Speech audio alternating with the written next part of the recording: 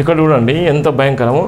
చిన్నపిల్లల విరమ బైబుల్ సదస్సు జరుగుతుండగా ఒక ఆర్ఎస్ఎస్ మనిషి వచ్చి అల్చర్ చేసి అవివేకంగా ప్రవర్తించాడు. చూడండి, ఇది నేను ఎందుకు ఈ వీడియో చూపెడుతున్నంటే ఎంత భయంకరంగా ఉంది.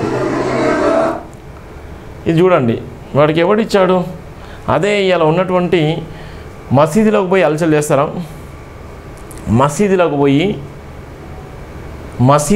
నమాజ్ చేసుకునేటువంటి క్రమంలో కానీ, మసీదులకు వెళ్ళి శ్రీరామ్ జై శ్రీరామ్ కానీ, బజరంగ్ దళ్ కానీ, బీజేపీ వాళ్ళు కానీ, ఆర్ఎస్ఎస్ఎల్ కానీ, ఎవరైనా కానీ సనాతన ధర్మాన్ని పాటించేటువంటి ఎవరైతే తూపులున్నారో, ఎంత పెద్దోడైనా కూడా వాడు పోయి నిజంగా మసీదులోకి వెళ్ళి నమాజ్ చేసే క్రమంలో కానీ ఊరికే పోయి కూడా ఏమైనా విధ్వంసం చేసేటువంటి ప్రయత్నం చేస్తారా?